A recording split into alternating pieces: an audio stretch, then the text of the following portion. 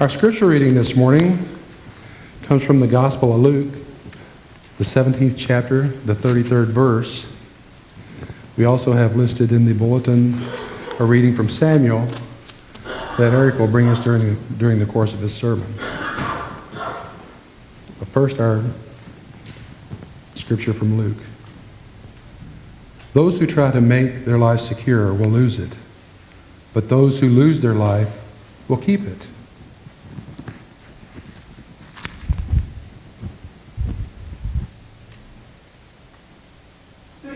You need to build an ability to just be yourself and not be doing something. That's what the phone is taking away. Yes. Is the ability to just sit there like this. That's being a person, right? Yes. No one can. You gotta check because underneath everything in your life, there's that thing, that empty, forever empty. You know what I'm talking about? Yes. Yes. Yes. It's just acknowledge that it's all for nothing and you're alone. It's down there. And sometimes when things clear away, you're not watching it, you're in your car, and you start going, oh no, here comes that I'm alone, like it starts to vision on you. Just the sadness. Yes. Life is tremendously sad just by being in it. And so you're driving, and then you go, that's why we text and drive. I look around, pretty much 100% of people driving are texting. Yes. And they're killing, everybody's murdering each other with their cars. Yes. But people are willing to risk taking a life and ruining their own because they don't want to be alone for a second. Because it's so hard. I was in my car one time, and a Bruce Springsteen song comes on. And I heard it, and it gave me kind of like a fall back to school depression feeling. It made me really sad. Yeah. And I go, okay, I'm getting sad. Gotta get the phone and write hi to like 50 people. And then, somebody cool writes back. I started to get that sad feeling. I was reaching for the phone, and I said, you know what, don't. Just be sad. Just let the sadness stand in the way of it, and let it hit you like a truck. And I let it come, and Bruce, and I just started to feel, oh my God. And I pulled over and I just cried so much. And it was beautiful. It was like this beautiful, it's just this, the sadness is poetic. You're lucky to live sad moments. And then I had happy feelings because when you let yourself feel sad, yes, your body has like antibodies. It has happiness that comes rushing in to meet the sadness. So I was grateful to feel sad, and then I met it with true, profound happiness. It was such a trip, and the thing is, because we don't want that first bit of sad, you never feel completely sad or completely happy. Right. You just feel kind of satisfied with your product. Yes. And then you die. So that's why I don't want to get a phone from my kids. That's what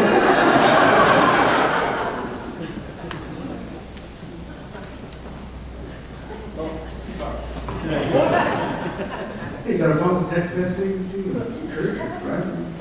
I think Jesus would have been the first text messenger when he's driving. Didn't you get the quote from him this morning? He says, what? Those who try to make their life secure, they'll lose it. But those who lose their life will keep it. So text on, I guess, right? Maybe that's not what he was talking about, huh? May the words of my mouth and the meditations of our hearts be acceptable in thy sight, O Lord, our strength and our Redeemer. Amen. So what did he mean by this anyway? I mean, we live in a world that seems full of threats to our security, whether we look at international movements abroad or things closer to home in the nation, or even closer to home in our community, or even our personal lives. A lot of us feel under threat for various reasons. Jesus says if you seek to make your life secure, that's actually when you get into the most dangerous situation there is. You'll lose it. Those who lose their life will keep it. What on earth could he be getting at? Well, we always make a mistake when we think that Jesus' primary concern is our physical existence. Jesus did not seem to be terribly concerned with his physical existence as the number one priority in his life. And even when he talks about our life being secure, he may not actually be talking about the steps we make to ensure our family's safety or our what have you. Maybe he's talking about other forms of life that are more important. Think about it. If we were to discover right now that today is our last day on earth, what would be the significance of your life?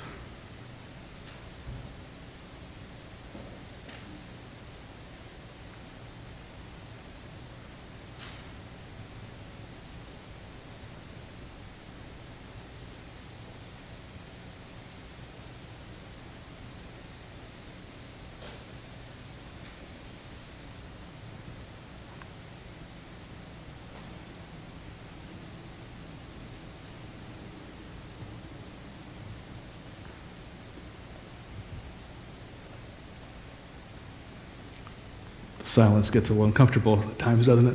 This is a reflection on the gift of emptiness, though.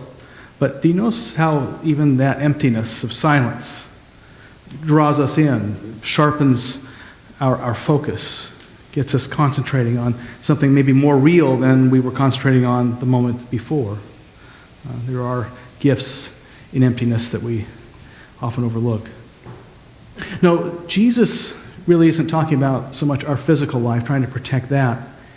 It's more the protection of our story. The story of what makes us aware that our life has significance.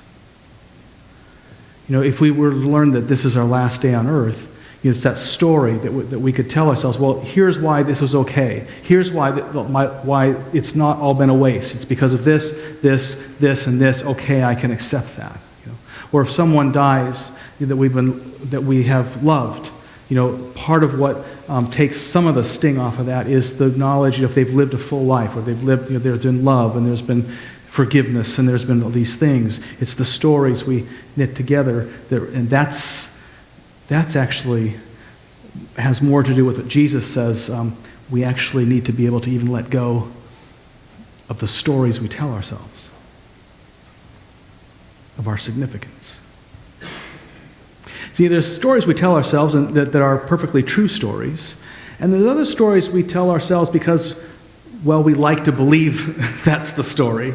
And some of those stories actually may have been true prior in our lives, but time changes. The story of our lives, is a flow. It's not a static thing. And sometimes the story has moved on, but we're still telling ourselves an old story that is no longer true. So we start ascribing the significance of our own path in ways that become increasingly disconnected from reality. So, for instance, a father may conclude, well, my life is significant right now because, one reason is because my kids and I are so close, and maybe that was true, in prior years, but maybe, the father got busy or the kids got busy, and time has passed and they're no longer so close.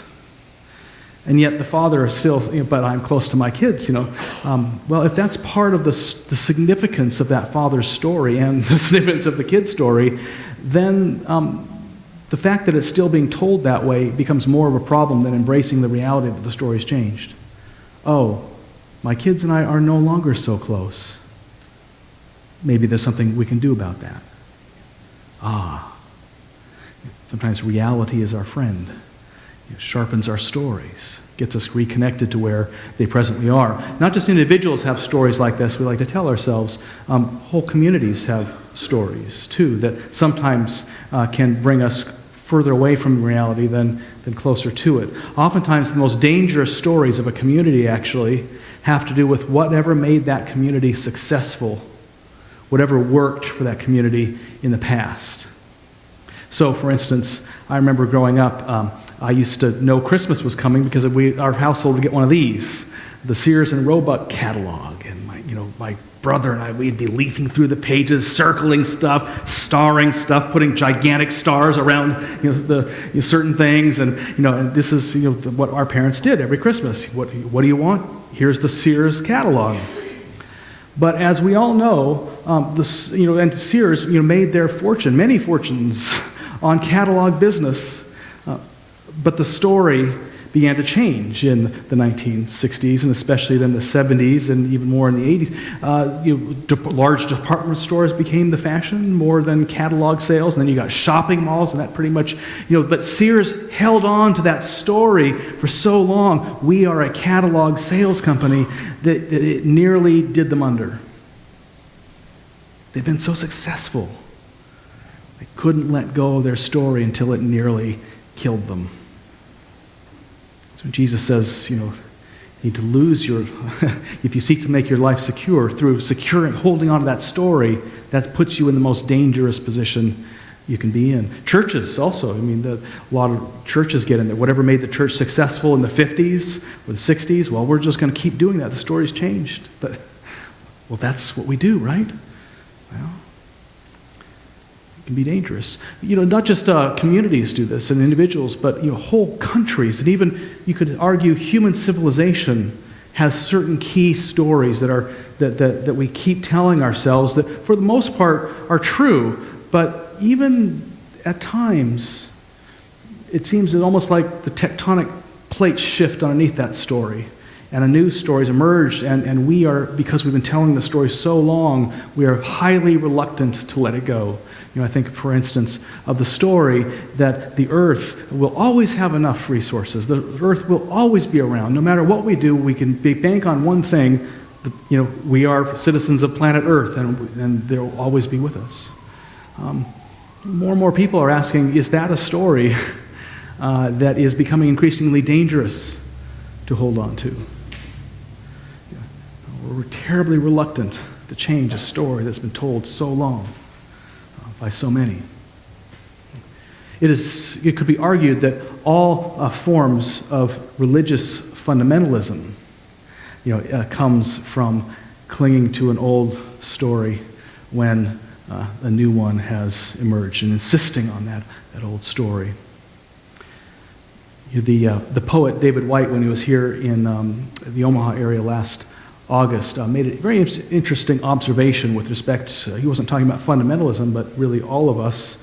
And in this regard, he said, in order to have a conversation with life, like a real conversation with life, you must have a healthy relationship with the unknown.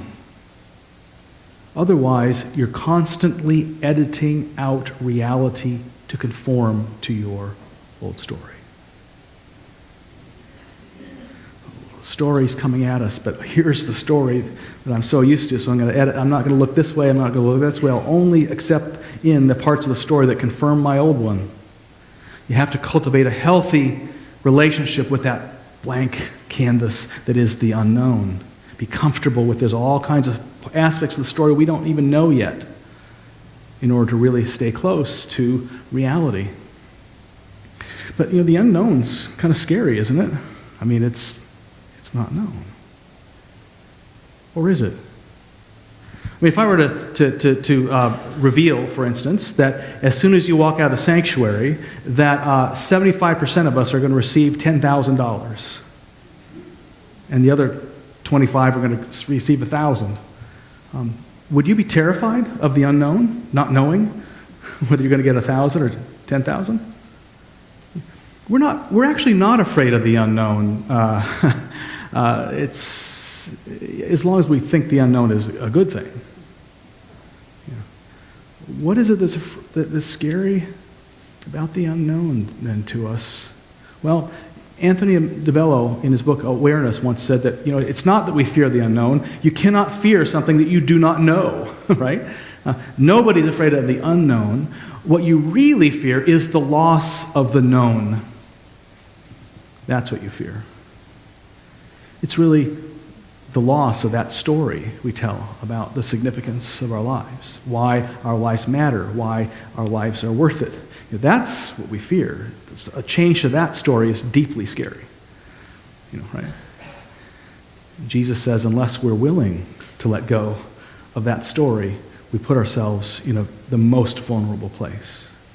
We actually have to hold our stories of our significance and why life is worth it and important a bit loosely. And his point would be because there's a better story that God keeps wanting to give us. And as long as we're editing out reality in order to hang on to an old story, God can't do that for us. Of course, the front end of that changing story isn't always bright and rosy. I mean, if we knew that, yes, the unknown is simply receiving $1,000 or $10,000, we'd gladly welcome in that. But you know how the story sometimes changes on us, and it's not so easy or pretty at first. We worry that it might change our life story in a very negative way. And that's actually when the story of our lives gets deeply interesting, how we respond to those moments. So there's this story in the Bible, in 1 Samuel 16, about just one of those moments where the story is going to get deeply interesting, but it's deeply threatening at the same time. How the story is changing, and a particular person who had to respond to this story. Actually, two people, really. The two people pictured in this graphic here is the first king of Israel there, that's King Saul. And the person whose garment he's tearing is the prophet Samuel. And this is the Hebrew storyteller's way of signaling that the story that they have both been hanging on to is about to change. The fabric of it is going to be torn in two in moments. You see, there's a history here. Samuel was a prophet in Israel from a time before Israel had kings, in the 11th century BCE. And at one point, Samuel realized the story of Israel was changing, and it actually affected him quite personally, meaning they needed a king. Before, they just kind of had these charismatic leaders who would kind of rise up and rally people, usually in a time of threat. And then once the threat was over, they would just kind of go back to being kind of this loosely confederated group of tribes. But the threats were growing too great from the surrounding peoples. And it was really putting Israel on the brink of extinction. And at that point, even the people were saying, you know what, we need a king.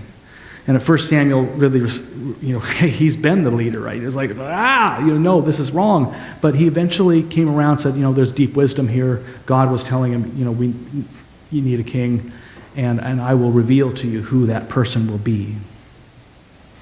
And God does. That first king was King Saul, who's you just saw ripping his garment.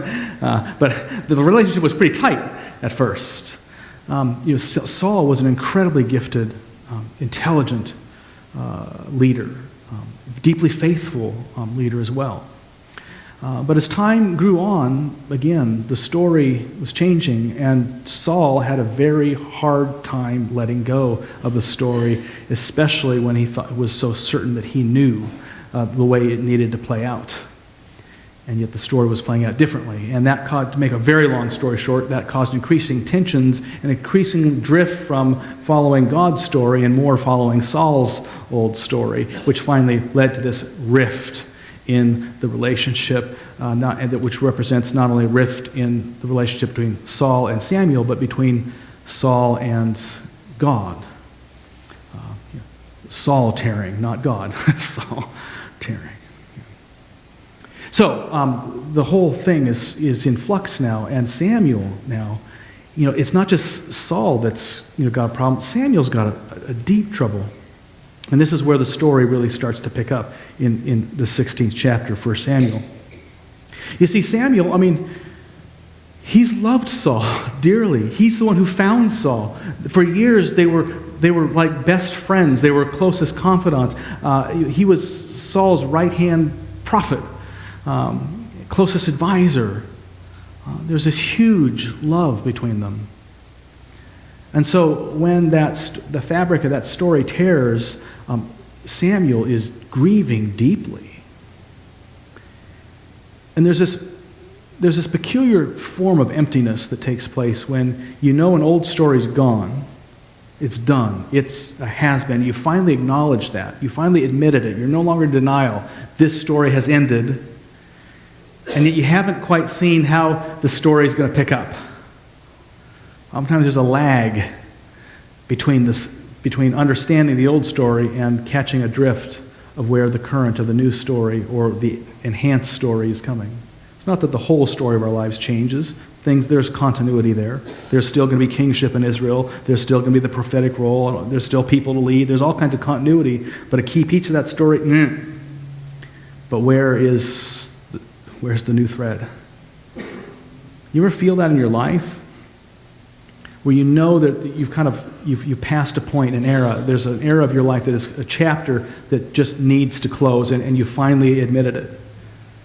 You finally quit your job, or you finally left a relationship, or you finally gotten into a new one, or something. Whatever it is, you know that there's a chapter of your life that is closed. But the new story, your understanding of it anyway, you just don't see it. It's unknown. That's the really difficult period. That's where emptiness does not feel like a gift. And yet, this is the exact form of emptiness that can be so much fuller than we ever expect. And that's exactly what the story is getting to us at. This is a story about the choosing of a new king in Israel, but it's really the story about you and me. It's why this story is so lively and has always, through centuries, it still is told and known, because it's not about what happened long ago, but it's about what happens over and over and over again in our own lives. So you don't even have to worry about the historical details. Did it happen exactly this way? It's not told to talk about what happened thousands of years ago. It's describing your life and mine. So Samuel, and there's also deep humor in it, luckily, because the Hebrews had this wise insight that if you're going to actually open up the terror of our existence, like that deep loneliness that Louis C.K. was talking about, that emptiness that makes you want to grab for your cell phone, if you're going to really confront that emptiness, you're going to want to bring humor with you a bit to kind of soften that up. And so the story is rather humorous if you understand where it's coming from. So people think that no matter what, the Bible must be serious, and so they always bring that mindset to the Bible. It's a serious thing, I must read it, and they're going to edit out reality around the story. They don't realize, oh my God actually has a good sense of humor. So did Jesus, by the way. So the story, it starts with God tells Samuel, get over it. The story's done, get over it now. I'm doing a new thing. You've got another king to put on the throne. You've got another king to anoint. And that's how they did it. They anointed with oil the head of the new king. The word Messiah literally means anointed one. So you've got another king for you to anoint. He says that king's over in Bethlehem, which in itself would have been like, Bethlehem? Are you kidding me? Bethlehem was like the smallest tribe, and it's this kind of upstart tribe. They're really kind of the black sheep of Israel. The new king's coming from Bethlehem. They've kind of been rebellious during Saul's time. So it seems counterintuitive that the king would come from there. But then God says, go to the family of Jesse, and there amongst Jesse's sons you'll find the new king and anoint him. Now, I don't know about you, but God seems to have given Samuel some pretty critical information. It's new king, Bethlehem, family of Jesse, but left out one key point. Like, which son? Jesse is going to lead before Samuel 7 sons. You'd think that God would, if God could reveal the name of the family, that God could at least give them a little help. And the name of the next king is... No, God must have been busy texting. Forgot that one. So he goes to Bethlehem. And by the way, we have to bear in mind that Samuel going to Bethlehem would not have been a safe thing, because Saul is still on the throne. Saul still thinks that he's king, that there is no need for another king. And if he gets even the slightest whiff of a suggestion that his former best friend and confidant was going to anoint a new one, Samuel would not be long for this world. Saul would not hesitate to have him killed.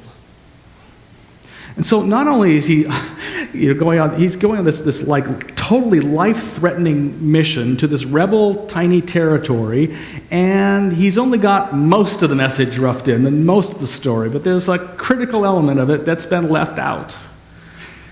So as the reader of the story, the tension's high when we get to Bethlehem, and sure enough, yes, there's Jesse, and Jesse then leads out before Samuel. He says, I need your sons.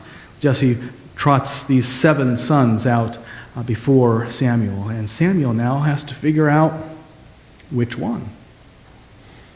Well, it's not like God just flashes neon signs above people. In fact, in the Bible, when it says, and God said, God never says anything out loud.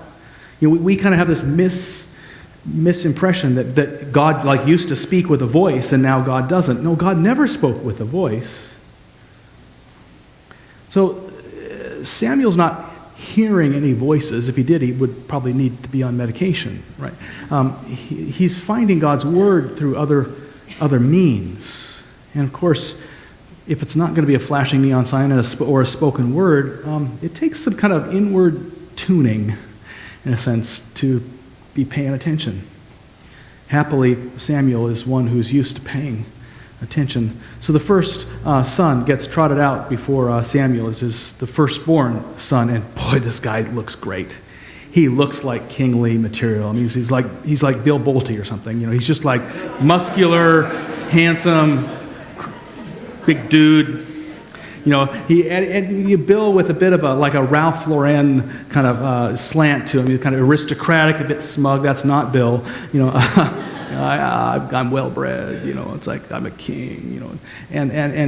But Samuel gets it. God says right, not out loud. But he recognizes the word of God is, I see, don't pay attention to outside appearances. I see into the heart. This is not the one.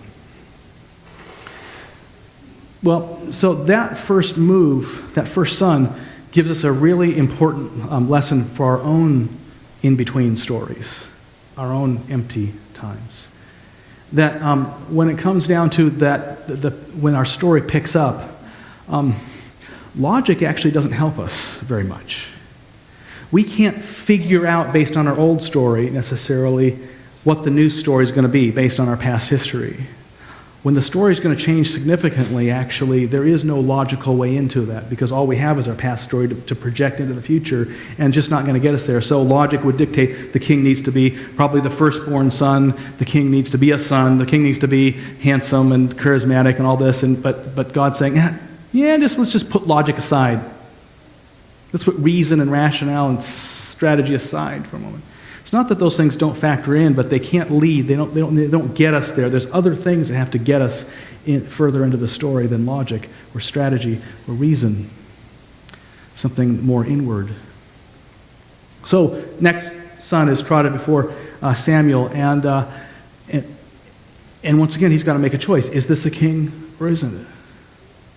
Well, what's Samuel really doing here? I mean, what do you suppose he's faced with? How does he pick up this story? Well, hopefully he's praying, for one, helping God see and speak to him, being open to hearing, in quotes, sensing, intuiting the word. Last week I was on a blog site from a blogger in Ireland named John Rambling, and he's got a blog called John's Ramblings. And John's a Christian and a Protestant, and he actually he was talking about how he's been making prayer beads recently, but not kind of traditional like Catholic prayer beads. This is one that he put up, and notice that it's not full of beads. It was intentionally that way. He actually put in little knots, the blank spaces, at different points, so that when you're praying, you'd actually encounter an empty spot. The reminder, don't just pray with words. You got to stop sometimes, just shut up and listen. Samuel undoubtedly is not just simply praying, oh God, oh God, oh God, reveal to me the king. At some point he's got to shut up. He's got to let go of his own voice and start paying attention. He's got to be somebody who has become comfortable with silence, stillness. Is this the one?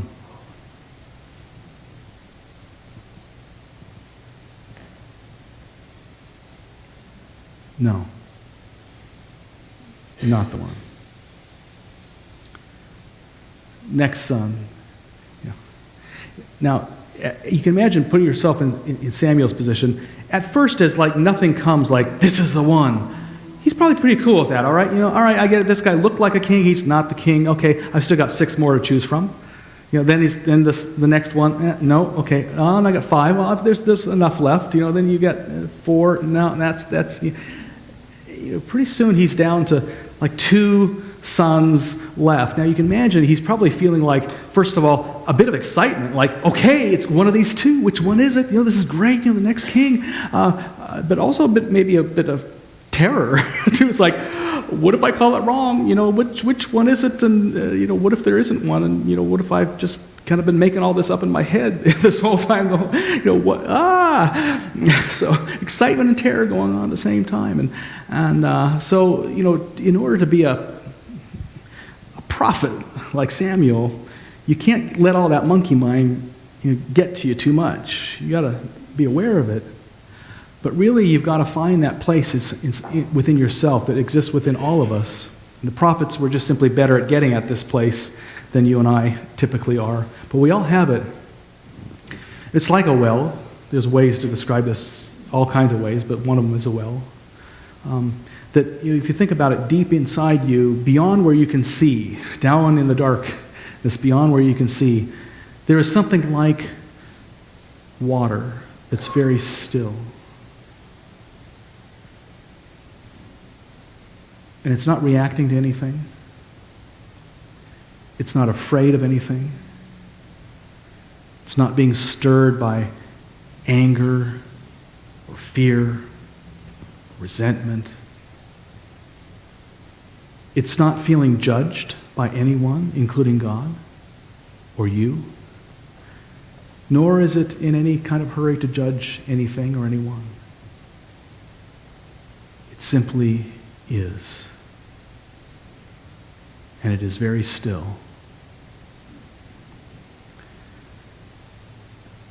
Oftentimes in those transitions in our own story, if we could find that place within us that is perfectly still, that is not reacting to whatever fear and terror we may be feeling over the gap between our stories, it's a very productive place. Because it doesn't always stay still. If you can find that stillness and then pay careful attention to what stirs the water, you notice, oh, there's a ripple. What stirred within me just then when I wasn't reacting to anything? Samuel's got 2 sons ahead of him. He's found his well. He's not feeling like he has to find anybody now. He just is. That's the first of the 2 of them is before him, and nothing is stirring the waters. He feels no sense of joy or hopefulness or excitement at all. This can't be the one. Wow. Okay, he's done it. He's done it. He has just whittled out 6 sons who are not the king. He's only got 1 person left. Here's the new king of Israel. Woohoo! Samuel, you're awesome. Oh, that's how you or I would have reacted, maybe. That's not how Samuel reacted. Because just because he had whittled out 6 didn't mean that he could just simply stop paying attention to that deep well. You still have to subject the 7th to that. And so he doesn't simply conclude that this is the king. But if he was to test that person and that not stir any of those waters either, then what would that mean? He can't worry about what it would mean. He's just got to do it, the work of a prophet. And so that 7th son comes before him, and Samuel finds that place of stillness, of peace, and waits.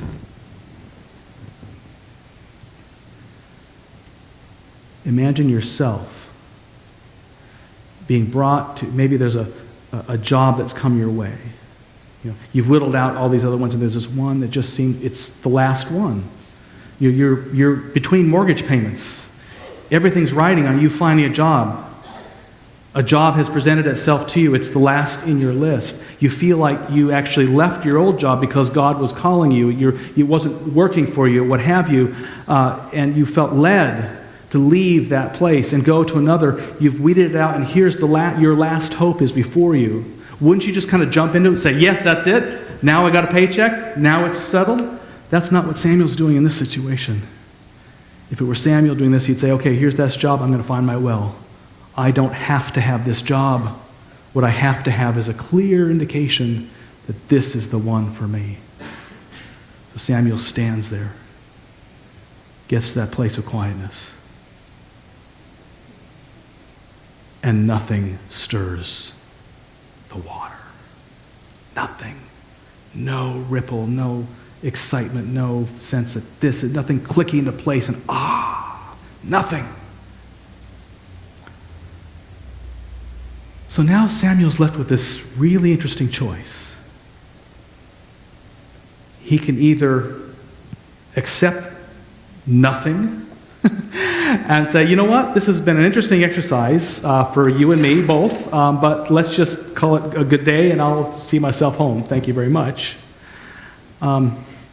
Or he can say, I know I was led to this place. I know God led me here. I've been pretty good at that, and I have followed my gut so far, and so it's got to be this person. So maybe if I just kind of put my finger in that water and stir it, maybe I can just convince myself this is the one, and we got a new king. We need a new king. This has got to be the story, right? He doesn't do that. He says, I will not edit out reality to conform to even the story I've just been living. If this story needs to crash and burn, it's crashing and burning because I'm living by reality, not by my impression of reality. So he says, no, this is not the one. And he embraces that deep emptiness of letting the story run out. Even his story of God, of listening and hearing accurately God's word. Even that has to run out. He's just been through the 7. Maybe I'm not a prophet. Maybe I have just been making this stuff up in my head the whole time. There's not a clear voice, right? There's no neon sign. Maybe I'm just pretty screwed up in the head. But if I am, I'd rather admit that and live by reality than make up, continue to screw myself up in the head. So he embraces his own emptiness. And you know what happens? He gets a word from the Lord. Ask Jesse if he's got another son. What do you mean, ask Jesse if he's got another? I asked him for his sons. He gave them before. He knew what the stakes are. Of course he brought me his sons. Ask Jesse if he's got another son. He knows that the kings are going to come from one of his sons. He's going to give me all of his sons. I'm not going to ask him, does he have another son? Ask Jesse if he has another son. Do you have another son? Well, yes, my youngest son, but he's out tending the sheep. Oh, God. Would you bring him? Go get him. Next son, and the waters. This is the new king. This is the new king. Anoint this son, which he does. That son was tending the sheep. Can you think of any king in Israel's history that was known for being a shepherd? Yeah. That forgotten son was King David. The king by whom all other kings of Israel would be judged. The greatest king who ever lived. A king so great that every author of the Bible, they say, oh, this king was pretty good, but he was certainly no David. This king was extraordinary, but not as good as David. This king really sucked. It's certainly not anything to do with David. Every single king compared to this one.